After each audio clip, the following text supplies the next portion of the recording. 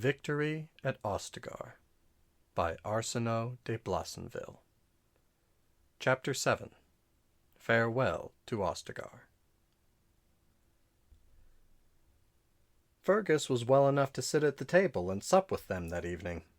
The servants had arranged it for 4, the Tairn, his sister, Alistair, and Morrigan. Wyn would have a few hours' rest, and see that the Tairn was well before he retired for the night. What Dariel served them showed due concern for the Tairn's need for wholesome, digestible food, but it was tasty and plentiful for all that. It was a quiet meal. Bronwyn gave Alistair a hard look when he attempted to bandy words with Morrigan, and a frown for the young witch herself. They subsided, seeing that she was serious. Morrigan still found plenty to say about the stupidity of the world outside their tent. Some of it was funny, and all, alas, was too true. Bronwyn had little to say herself, for her head was still spinning with the afternoon's conversations. If only Father were here. He would know how to manage all these people, and he would understand and explain all the little undercurrents in their conversations. She had learned much from him, but not all she needed. After Cousin Leonis and Arl Eamon, there had been Arl Wolf, and a host of bands and knights and captains, most especially their own knights and captains of Highever, none of whom Fergus could bear to refuse to see. There had been others, too. She had now met the brother of Alistair's former guardian. Bantegan seemed a very pleasant and sensible man, and was certainly a handsome one, and he had given her his condolences very kindly. Had he been something other than a younger son, with only a small Bannorn of his own, she thought her parents might have considered him as a match for her. But he was a younger son, and no doubt had not been considered exalted enough for the daughter of the premier noble of Ferelden. Ironic, really, for now it was Bronwyn who had been removed from the marriage market as ineligible. Sometimes it was hard not to wish that Thomas Howe were something other than a drunken sot. Perhaps if she had married him, his father would never have betrayed them. Or maybe Howe would have still betrayed them, and claimed the Tairnir for his son in Bronwyn's name, and she would have been bound, for the rest of her life, to the family of her parents' murderer. That was an idea that she tasted briefly, and resolved never to taste again. Why hadn't Arl Howe made Nathaniel his heir, rather than Thomas? That was a mystery. Father and mother had been shocked and disappointed. Their families had been so close, and Amaranthine was next door to Highever. Mother always said there was no point in having grandchildren unless she could see them. But no one had seen Nathaniel in years. The last the Gooslins had heard, he was visiting family in the Free Marches. Of course, Nathaniel was too strong and assertive to accept his father's actions without any questions. If Nathaniel had known what his father planned, there would have been trouble, Bronwyn was certain. And that perhaps was the answer. Arl Howe must have been deep in treachery for some time, and had sent Nathaniel away until the deed was done. Bantegan was not there to court her, of course, but to pay his respects to her brother. They chatted, and she could see that Fergus liked him, and that Alistair was very fond of him. Bantegan was worried about his own brother, the Arl of Redcliffe. Bronwyn did not know the Arl well, since he and her father had never been political allies, and Redcliffe was so far away from Highever. The Arl had joined with Tairn Loghain in opposing her father's election as king 5 years ago. Theirs was certainly an alliance of convenience, since Tairn Loghain could not have approved of Arlessa Isolde, who was an Orlesian and said to be very haughty and exacting. None the less, the Arl was sick, and little hope was held out for his recovery. Of course, of greatest interest to her among all the people she had seen today were Tairn Loghain and King Caelan. Despite the fact that the Tairn was the king's father-in-law and the great friend of King Merrick, it seemed to Bronwyn that the two men did not actually like one another. She understood enough about families to know that it was not always necessary for family members to like one another. In a crisis, they would stand together against the world. Still, she had a constant feeling that there was another conversation going on underneath the one that was spoken aloud, a tacit, ongoing struggle for power and control. Caelan clearly thought himself the equal of his commander in military wisdom. More than equal, in fact, his superior, both in birth and in natural gifts. As for Loghain, he may have loved King Merrick as a brother, but the son was clearly no King Merrick, and perhaps that disappointment was at the root of the problem. Caelan clearly expected to have a special relationship with the Grey Wardens of Ferelden. With Alistair there were sound reasons, she granted. She granted none for herself. From what Alistair told her, the king had been close to the Wardens, visiting them, drinking with them, sharing stories. She knew she was a poor substitute for someone like Duncan, but she could not bring herself to care. She had never wanted to be a warden anyway, but she would do her duty. And her duty was to fight the Darkspawn. It was not to play the courtier. With only 2 Grey Wardens left, there was too much to do. The scouting parties reported seeing only Darkspawn stragglers. For the most part, the Darkspawn had retreated, but there was a presence pressing on the edges of her thought, walking her dreams, that warned her that this was only a brief respite. She and Alistair needed to be on their way as soon as possible. And that is what she finally said. "Fergus, I wish I could stay longer, but I'm going to have to leave. The day after tomorrow, I think." "So soon?" Fergus was disappointed. "I'd hoped you could stay until I was a bit more myself." "I wish I could. The Darkspawn won't wait, though. I have this terrible feeling that I need to get on with my mission as soon as possible. Alistair, Morgan, do you think you could be ready by then?" Morgan shrugged. "'Tis all one to me." That was not entirely true. She had liked this glimpse of luxury and privilege. Being a lady was not so insipid a thing as her mother had led her to believe. It was pleasant to have others perform the drudgery, to be served and not to serve, to dress elegantly and to be given fine gifts. A great nobleman treated her as an honored guest. His sister treated her as a friend. People looked at her with respect and did her bidding without delay. All very agreeable. She would take her green gown with her. One never knew when the opportunity to wear it again might present itself. "I think you're right, Bronwyn," Alistair considered, spearing another slice of mutton. "I know what you mean about this foreboding, or whatever it is." He grinned disarmingly at Fergus. "Creepy Grey Warden sort of thing, sensing danger. Bronwyn picked up on it right away. Or maybe she's just naturally paranoid. That works too." Fergus chuckled. "You'll want some horses. Pick any 3 you want, and then I'll give you one of those big Navaran brutes. It will do well for a pack animal, and you'll be able to move faster than with a baggage wagon." "We really only need 3 horses in all," Bronwyn protested. "Take the Navaran," Fergus insisted. "I know you'll need it." He pressed a finger to his brow. "Yes, I can see it. You will meet an Orlesian silk merchant on your journey, buy a whole new wardrobe, and only the largest horse in Thedas could bear the weight." "Stop! You'll have them thinking I'm as extravagant as Habron Bryland." She looked at her empty plate with a touch of disappointment. "Of course, 1 gown might not be a bad idea. What do female Grey Wardens wear when they're not fighting, Alistair?" "Don't know." Alistair shook his head, palming the last wedge of cheese. "They're always fighting." Fergus snorted. "Well, if you've a mind to go, you'd better do it. Get your allies sorted out, and then hie yourself back here, or wherever the army is. If we can finish off these Darkspawn, we can move on. Maybe go north." He fell silent and brooded over his wine goblet. A brief pause. Bronwyn said, "Please don't think me rude, but Fergus and I really must speak privately for a moment. Could you excuse us?" Since Fergus was not fit to go much of anywhere, it was obvious that she meant Alistair and Morgan to leave the tent, which they did, without comment. Their absence made the tent larger and curiously empty. Bronwyn waited for Fergus to speak. He did, his voice grim. "None of us saw any of this coming. How could we have missed it? Father was a clever man." "Who could predict such malice? Howe dissembled like an Orlesian bard, and ultimately he was stupid," Bronwyn said softly. "He won't get away with it. If he had attacked last summer when we were all at home, it might have worked. He might have blamed mercenaries or bandits. Maybe he's gone mad, cunning in the details but blind to the larger consequences. The last time—" She paused, her eyes widening with realization. "The last time I spoke to Delilah, she said something about her father being different. Not himself, were her words. Maybe it's a kind of blight sickness, or madness. But Father didn't see it coming, because it was a self-destructive thing for Howe to do. Howe should have called off the plan when he met Duncan.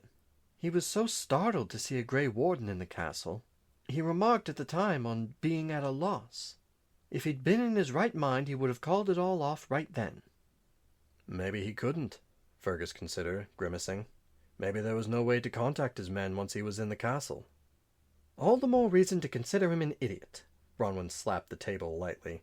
"Father always said anyone could be assassinated if the assassin cared nothing for his own life. This is sort of the same thing. Howe's plan was flawed, and he will be destroyed by it in the end.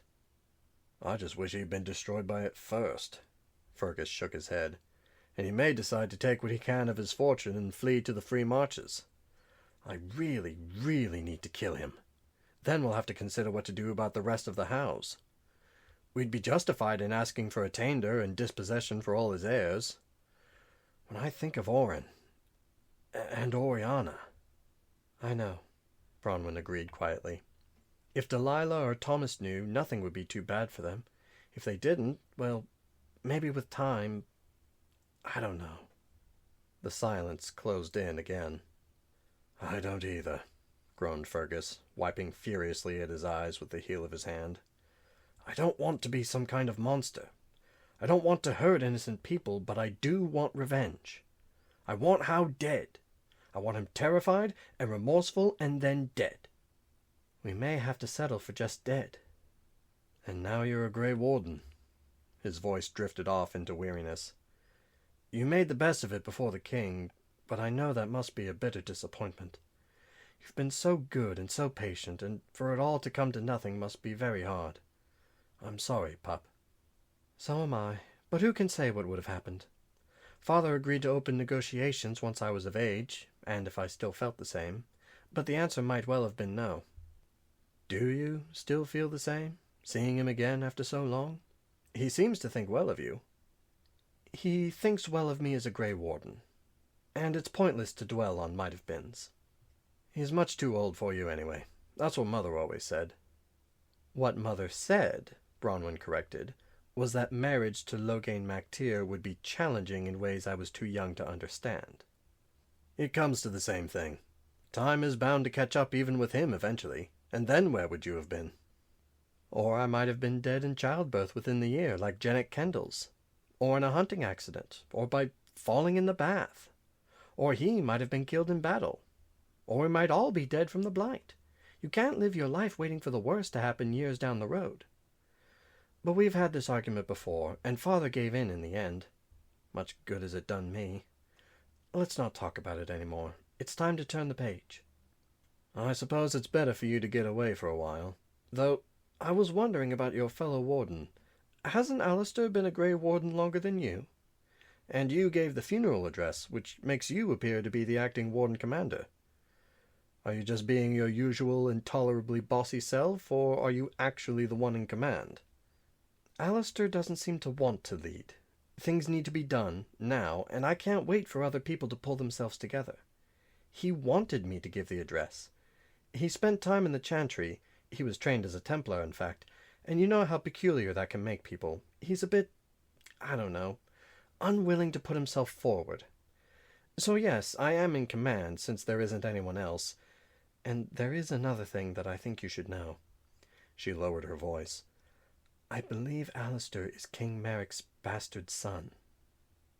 Fergus stared, and then sputtered out. You think... Well, really? I mean, really? Somebody kept that awfully quiet. Yes, she agreed, leaning closer. He told me he was a bastard, and that the Arl of Redcliffe raised him, but that the Arl was not his father. When I asked who was, he became terribly embarrassed and wouldn't answer. But look at him, and then look at the king, and then look at them when they're together. The king is very interested in Alistair's well-being, and they resemble each other a great deal. Oh, look. It's not unheard of, after all, but really. He grinned. King Merrick was an odd sort. Likeable, great man and all that, Father always said, but odd. It was as if he didn't really want to be king, and was looking for ways to get out of it. He certainly dumped the worst of the burdens on Loghain. Have you divined who the mother might have been, O sagacious one? No, but she must not have been very well born, since he was kept such a secret. One would think King Merrick was ashamed of him.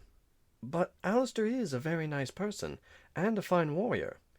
He's just been taught to be self-effacing. Yes, that's the word exactly. Tern Loghain tends to pay him little notice, as if he doesn't approve of him. That was another clue. So, a high-born lady turned Grey Warden, and a clandestine prince joined forces to save Ferelden from the Darkspawn. Fergus shook his head, torn between amusement and concern. It sounds like a very far-fetched Orlesian-style romance. with a beautiful apostate mage for drama and conflict, and a lovable Mombari hound thrown in for local color. I suppose it does. My experiences as a Grey Warden have not been very romantic so far. I'm glad you're being practical about it. I appreciate the horses, though I ought to pay you for them. The Grey Wardens are not penniless. No, Fergus was not smiling. No, they are my gift to you. And I'm paying for your gear and supplies as well. It's little enough. Do you know what kind of dowry father would have had to pay out on your marriage? To anybody? What he would have spent on your wedding clothes and jewels, on a proper celebration alone? When you became a Grey Warden, the Cuslins got off cheap. And I can't say I'm too terribly pleased about that. And just before dawn of the following day, Arl Eamon of Redcliffe was dead. Astonishment gave way to mourning. The Arl had been a popular man, much respected by his peers and much revered by his inferiors.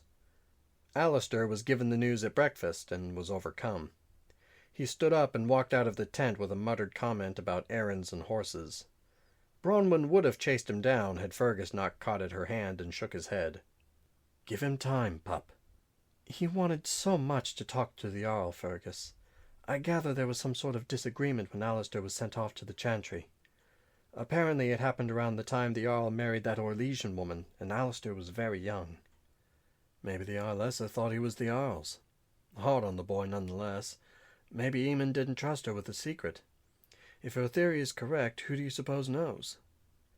"Obviously the Arl, and his brother Tegan. The king, and Teyrn Loghain, surely. Perhaps no one else knew. No, wait." She considered. "Duncan knew. He must have known. He was friends with both the kings, and he was willing to challenge the Grand Cleric herself for Alistair. Maybe she knew, too." "Maybe the plan was for Alistair to be a Templar, so he would never have children." Fergus nodded to himself, thinking it over. "So there wouldn't be an illegitimate line of Therans." "I dare say. It seems very hard and cruel to me, especially since I gather from the way he talks that Alistair hated the Chantry, and found it unsuited to his personality." "Well, then Duncan rescued him. Good for him. Alistair seems happy to be a Grey Warden." Bronwyn grimaced. "That's nice for him." "Nice for whom?" Morrigan asked as she emerged from her little sleeping cubicle. As always, she looked very beautiful. "My lord," she said, acknowledging Fergus. "My Lady Morrigan," Fergus answered, his voice softening. "We were speaking of Alistair. His former guardian, the Arl of Redcliffe, died in the night. He is understandably grieved." Bronwyn said, "I mentioned that Alistair much prefers being a Grey Warden to his life as a Templar." "And who would not?" Morrigan wondered. "So, no doubt there is to be a notable funeral. If you do not object, I shall gather some herbs this morning. 'Tis unfortunate but certain that we will want healing poultices on our travels." Caelan could hardly believe that his uncle was gone, and sat by the bier dry-eyed but silent. The pyre was being assembled for the cremation. "Tragic," summarized Arl Urian.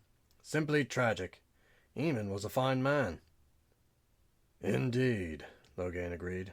"The king will feel his loss keenly." "There's a boy, isn't there?" wondered Leonis Bryland. "He's never been brought to a lands meet, but I think his name is Connor. He'll have to come now, poor lad, to be confirmed. He's young to come into his title." "He'll have Tegan to help him," Urian considered. "Good man, Tegan." Arl Wolf muttered, "Wouldn't want to be Tegan when he presents Arlessa Isolde with an urn instead of Eamon. That woman has a tongue." Loghain pleaded the excuse of his duties and walked away, grimacing at the thought of Eamon's Orlesian wife.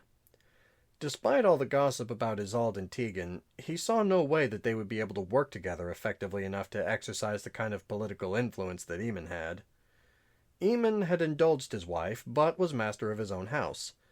Tegan would have to resort to cajolery and compromise to manage the Orlesian woman's unreasonable demands, if she permitted him any role at all.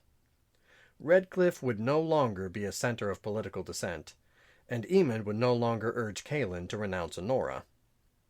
Back in the privacy of his tent, he opened his box of correspondence, considering its secrets.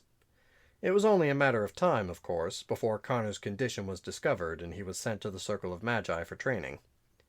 At that point, Loghain supposed that Tegan would be given Redcliffe. But Tegan was a very different man than his older brother. Less traditional, less interfering. Arl Tegan of Redcliffe would not be a problem. A sensible man, and a decent warrior. The apostate mage Jowan had done his duty. Infiltrating the household as the boy's tutor, he had administered a subtle poison to Eamon. An ugly, shabby business, but a necessity. Loghain would find some way to reward him when the fellow turned up. Rather than returning to the circle, the mage might consider service in the army. Elsewhere, under a new name. Meanwhile, there were the wardens to consider. Or at least the one who mattered. She was brought to mind when his guard poked his head in to say, with an odd smile, "You have a visitor, my lord." Loghain, mystified, got up from his camp desk and looked out to see the girl's black Mabari, politely sitting outside his tent, clearly waiting for him. "Well, good day to you. Scout, I believe."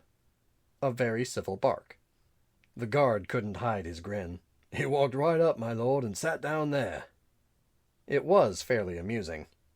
Loghain asked the dog, "Were you patrolling the camp, or was there something you wanted?" Scout barked, got up to leave, and looked over his shoulder at Loghain. "You want me to come with you?" "All right, why not?" It was not far to the High-Ever tent. Scout, satisfied that the Alpha was not a complete imbecile, panted approvingly, and led the way back to his mistress and her littermate. Loghain could see the girl at work, and her brother resting on his cot. They looked up as he approached. "Loghain," Fergus called out. "A sad business. How was the king?" "Still rather in shock. It's a blow to him, naturally. Do you suppose you'll be fit for the funeral tonight?" "I'll be there," Fergus assured him, "even if I have to hobble along, leaning on my stalwart sister." The girl smiled at her brother, and got up to ruffle his hair. An everyday moment of affection, but Loghain was touched by it. The girl, her long hair loose, was looking rather charming too, dressed in black leather doublet and breeches. Men's clothes, but he supposed that she felt that wearing a woman's gown might undermine her standing as a Grey Warden. Of course, though she might be dressed in men's clothing, the clothing fit her figure well, and no one could mistake her for a man. The witch and the bastard were nowhere in sight. Loghain allowed the girl to show him to a seat and serve him some sort of High-Ever type tea. Warming and quite pleasant, really. The dog lolled at their feet, looking smug. "What brings you here, my lord?" Bronwyn asked. "Your dog, actually," Loghain replied with a half-smile. "Came to my tent and requested my company." "Scout!" the girl laughed, rubbing the hound's ears. "What impertinence!" She flushed becomingly and smiled up at Loghain. "He must have heard me mention you. I said something about needing to speak to you before I left." Her smile faded. "I am sorry to leave Fergus, and I will stay for the funeral tonight, of course, but I've decided that I must be on my way tomorrow." Fergus pretended to be interested in his tea. "Strange, though. Mabaris may be smart enough, but they usually don't pick up on human names, other than those of their owner's close relations." Bronwyn tried to look unconcerned. "Well, Scout is smarter than the ordinary hound, and he knows everybody. Don't you, my clever boy?" The dog barked his agreement. Loghain chuckled. "I had a Mabari myself once. Her name was Adala. Well, never mind that. I am here, and what was it you wanted?" "I thought if you had any letters for the Circle, I could take them, since I'm headed that way, unless you already sent a courier." "I did, but I meant to give you a letter from the king in support of your recruitment efforts. I'll have it drawn up right away. It might help a bit. And since you are leaving so soon, I'll have the clerk copy some maps of mine for you. I've got a good one of the Lothering Banhorn, where you're headed first." "Maps?" Bronwyn's eyes lit at the prospect. "How very kind of you. I love maps anyway, and I always feel more confident with one in hand." "As do I. That reminds me.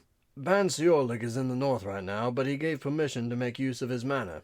You can take a letter of introduction from me to the seneschal, and stay there when you pass through." "Lovely. Thank you, my lord. Much nicer than a tent. Nicer for the horses, too, of course." "That's all settled, then, I take it?" Fergus nodded. "I'm giving Bronwyn 4 horses. One of them is a big Navaran brute to serve as pack animal. Alistair's off getting all the tack arranged." Loghain nodded, sipping his tea. And better for her to have them now. Good horses aren't that easy to come by in this country anyway, and they're bloody expensive. I'm thinking about doing some horse breeding up in Highever when all this is over. Not a bad idea. The army could certainly use a more reliable source than thieving Orlesian horse traders. Bronwyn smirked as the two men shared tales of the depravity of such filthy foreign cheats. All the stories ended in victory for Ferelden, of course. Fergus saw her smirking and laughed. Look at her, he gestured. Doesn't believe a word we're saying. It was hard not to laugh out loud. I do. I really do. At least I'm working very hard at it. Perhaps by tomorrow I'll be convinced. They were nice young people, Loghain thought, feeling more relaxed than usual. At least for ambitious, contentious Ferelden nobles. Fergus would be a good, if not brilliant, Tairn, Loghain considered. He would have to marry again, of course, and his choice of bride would be politically significant. His dead wife had been Antivan, and some relation to the royal family. A lovely young woman. Well, perhaps Fergus would console himself eventually with a proper Ferelden bride. All the noble girls, and their mothers, would be after him like a pack of she-wolves. Then there was the sister, the girl Warden. She had remarkable potential, he thought. Brave, skilled, and clever. She was just the sort of junior officer that he liked to discover and develop. But no, as the daughter of a Tairn, she could never have been a junior officer, and certainly never his junior officer. Had she not been a Grey Warden, she would have begun her military career as an aide to her father or brother. Her birth would have put her in command early on, had she gone for a soldier at all. Bryce had no doubt prepared her for that. Well, she was in command now, of the only other Grey Warden in Ferelden. He suspected there would be more before long.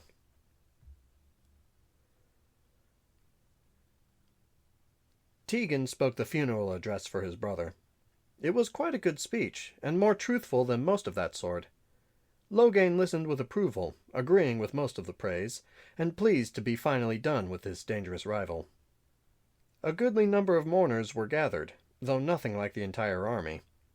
Loghain cynically wondered if Caelin had desisted from giving the speech himself for fear of unfavorable comparison with Bronwyn Couslin's barn-burning performance. Tegan, of course, had missed that. Fergus Couslin, true to his word, was present, looking pale but determined. With Alistair on one side and Bronwyn on the other, he bid fair to make it through the evening without falling on his face. The speech was over soon enough, the pyre lit by Tegan and Caelin, and Eamon's earthly remains brightened the valley with a cheerful glow. "I told you," Caelin hissed to his seneschal, "to bring a folding stool for the Tairn of Highever, and blast your protocol."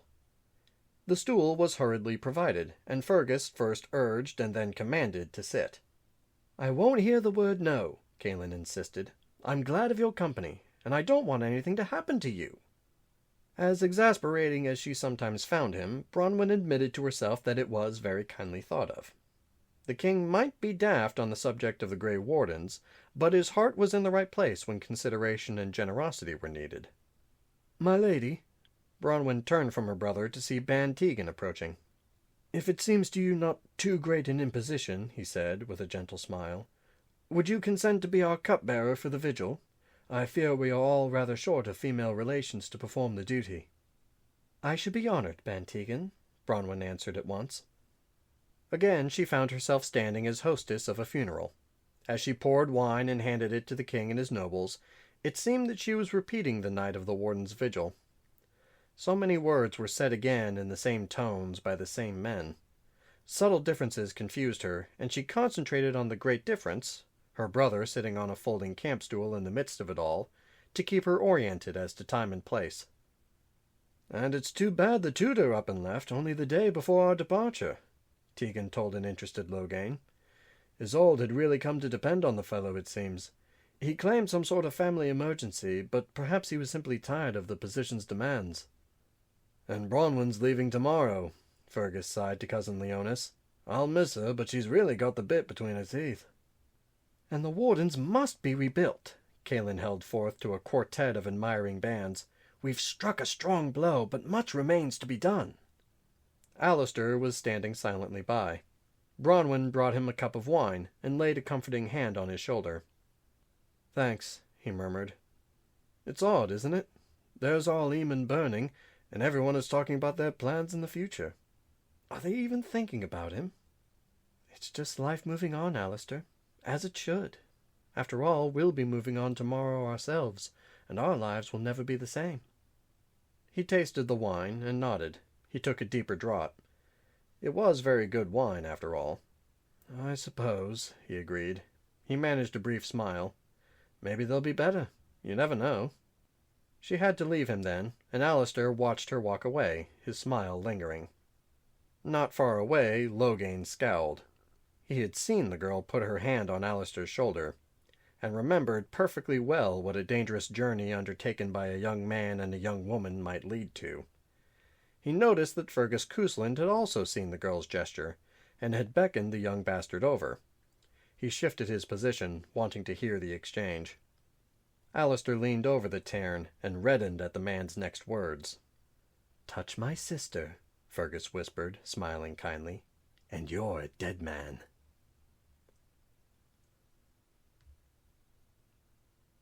Early morning departures sometimes gave Bronwyn that almost sick feeling.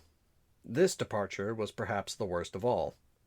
Hungry as Bronwyn was, the odors of campfires and dirty wash-water, of latrines and oat porridge and just about rancid butter, of unwashed dogs and unwashed people nearly put her off her breakfast. And then there was the very idea of traveling on her own through a country at war, with no father or mother or Duncan. No, the adults she had depended upon were gone. She would have to be the grown-up now, whether she was ready or not. Alistair was a good friend, but he was no older than she. Or if he was older only in body. He looked to her as their leader. So did Morgan, for all her independent airs. And whining about it wouldn't help anyone, including herself. She made herself eat and smile and chat easily about their packs and the temper of the big Navaran horse, which Alistair had discovered was named Trampler. "What have you done with your hair?" Fergus asked, frowning. "It makes you look like Mother." "It fits under my helmet better this way," Bronwyn told him. It was this or cut it all off. "Don't cut it off!" The exclamation was fervent, and simultaneously Fergus's and Alistair's. Alistair blushed. Fergus sat back and eyed Alistair narrowly, until the young warden hurried from the table. Bronwyn felt her arrangements were as thorough as she could make them. The money belt was already wrapped around her waist underneath her chainmail. 82 sovereigns gave her an extra layer of armor. A modest sum was easily accessible in a small leather bag. A cut-purse would not dangerously deplete Grey Warden's funds. The precious treaties were in a pocket sewn into her shirt. She could not risk losing them by leaving them in a saddlebag. Her maps and other essential papers were close at hand. Stuffed into another bag were the letters she was carrying for the army's mages back to their friends in the Circle. Bronwyn thought that Wynne must have written to every single inhabitant of Kinloch Hold. Morgan was looking a little wistful, she thought. They had obtained an extra pack for Morgan's new finery, and it was piled with the rest of the luggage, ready to be tied securely to Trampler's broad back. "Surely you won't miss camp life," Bronwyn remarked. "I shall miss having others do the cooking," Morgan shot back a little tartly. "And having others build the fires, heat the water, and fetch the kindling." "Perhaps your destiny is to be a great lady," Fergus suggested. "I don't much like cooking myself." "Fergus is an appalling cook," Bronwyn told Morgan. "He can burn water." Morgan gave Fergus a considering look. "I hardly think that would disqualify him as Tairn of Highever. He is good at other, more important things, is he not?" "I do try," Fergus agreed gravely. The packs were arranged, the horses saddled, the travelers equipped.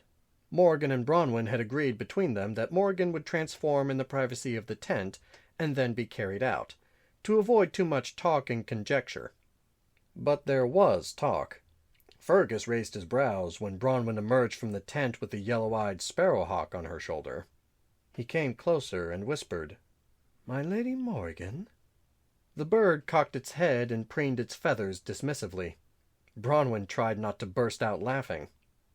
"That's absolutely the most astonishing thing I've ever seen," Fergus said. "I'm very glad, sister, that you have made such a powerful and resourceful friend." He added, "And you, my lady, are just as beautiful a bird as you are a woman." Bronwyn had not known it was possible for a hawk to look smug. Others came by to farewell them, and to admire Warden Bronwyn's new pet. Luckily, most of the visitors knew better than to try to lay hands on a bird of prey. A few, like Arl Eamon, received warning nips from a powerful beak. Scout regarded their strangely altered pack member with mild curiosity, and then diverted some of the public attention to himself. Leonis Bryland gave Bronwyn a silver flask of Tevinter brandy. At the moment, she felt she could happily down the entire contents. Wyn arrived to say goodbye, and eyed the hawk disapprovingly. Ignoring Morgan, she put a gentle hand on Bronwyn's. "Be safe, my dear child. Be bold, but not too bold." "Just as in the old story," Bronwyn laughed, and leaned in to press a kiss to the mage's cheek. The hawk fluttered her wings in protest. Fergus waggled his brows dramatically, and growled, "Lest your heart's blood should run cold." "I don't know that one," Alistair said, adjusting his stirrups. "I promise to pester you until you tell it to me." More soldiers were arriving to bid them goodbye. "That's her! That's the girl, Warden!" Sergeant Darrow arrived with some of Merrick's shield in tow, and passed her a parcel. "It's a cake, Warden. Tanner here makes 'em. Figure it'll go down well when you're on the road to those foreign places." "It's got plums in it, Warden," Tanner said with brusque shyness. "My father taught me how." "Plum cake?" Bronwyn grinned at the young woman. "If you can make cake in a campfire, I might just have to invoke the right of conscription." A great commotion bustled their way, and above it all was the familiar, excited voice of the king. "They're leaving! Look, Loghain, they're leaving!" Everyone moved aside to make way for King Caelan, who was positively bounding with eagerness. Bronwyn, then Alistair, dropped to one knee in respect. The hawk flapped up lazily to perch on Trampler's back. "Now there, none of that! Wardens kneel to no one!" Caelan hauled Bronwyn up and squeezed her arm. He shook hands with Alistair very kindly, and slapped a hand on the armored shoulder. "May God keep you, brother," he whispered, catching Alistair's eye. He turned to Bronwyn again, speaking for everyone's ears. "You carry our hopes with you, Warden, and I have complete confidence in your success." "I thank your majesty," Bronwyn said, a little dazed at all the ardent good spirits. Her gaze travelled up, irresistibly, to the fierce and wintry eyes of Tairn Loghain, standing silent before her. She could think of 1,000 things she wished to say, none of which were possible. Loghain said abruptly, "Luck in battle, Warden." "My lord," she replied. She was in a fire, burning. Somehow she managed to don her helmet and vault into the saddle.